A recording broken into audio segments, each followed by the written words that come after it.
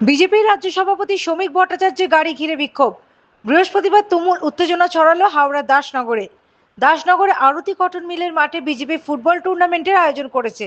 তারই উদ্বোধনে গিয়েছিলেন শ্রমিক। এদিন শ্রমিকের গাড়ি ঢুকতে ক্রীড়া প্রতিমন্ত্রী মনোজ তিওয়ারির নেতৃত্বে তৃণমূল কর্মীরা শ্রমিক ভট্টাচার্যের গাড়ি ঘিরে বিক্ষোভ দেখান। দলীয় পতাকা নিয়ে সরব হন তৃণমূলের কর্মীরা। স্থানীয় বিজেপি কর্মীদের সঙ্গে ধস্তাধস্তি শুরু হয়।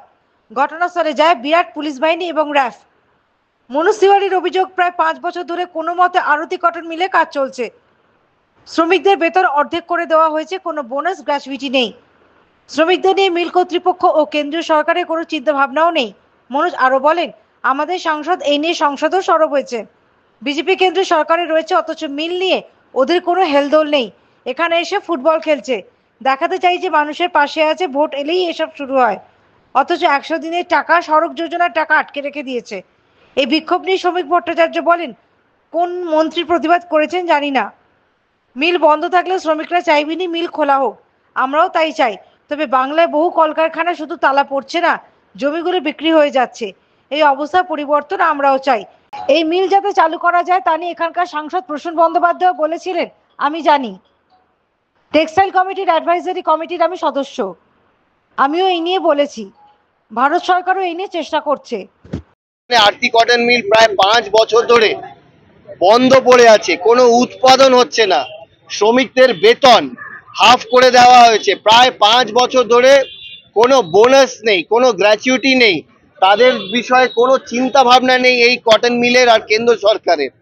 এইটাকে নিয়ে আমাদের সাংসদ, আমাদের দলের প্রতিনিধি যিনি গেছেন সাংসদ, উনি দুবার এটাকে পার্লামেন্টে রেজ করেছেন এই আরতি কটন মিলটাকে নিয়ে। আমাদের দিদির নির্দেশে, আমাদের অভিষেক বন্দ্যোপাধ্যায়ের নির্দেশে।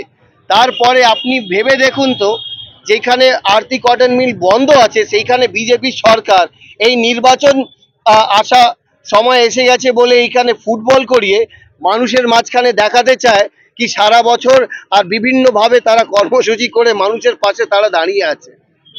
এটা কি চোখে দেখা যায়? মিল বন্ধ থাকলে মিলের মজদুররা তো চাইবেনি সেটা খোলা হোক, তা আমিও চাই।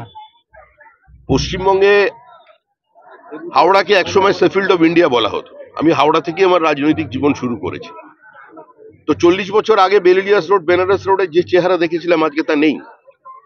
পশ্চিমবঙ্গের বহু কলকারখানার দরজায় শুধু তালা পড়ছে না, সেই জমিগুলো বিক্রি হয়ে যাচ্ছে।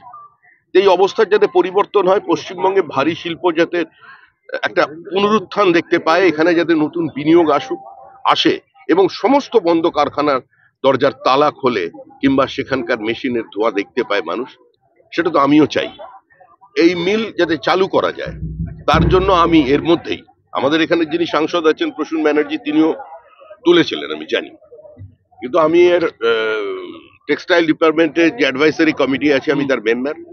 আমিও বলেছি যে যে কটা মিল বন্ধ আছে সেগুলো যাতে পুনরুজ্জীবিত করা যায় বা শ্রমিকদের সমস্ত দাবি দাওয়া মিটিয়ে যাতে সেখানে আরো বেশি অ্যাডভান্স টেকনোলজি দিয়ে শিল্পকে একটা পুনরুজ্জীবন দেওয়া যায়, তার জন্য সচেষ্ট হবে এবং ভারত সরকার এই বিষয়টি নিয়ে চেষ্টা করবে। Bureau report, the United India news.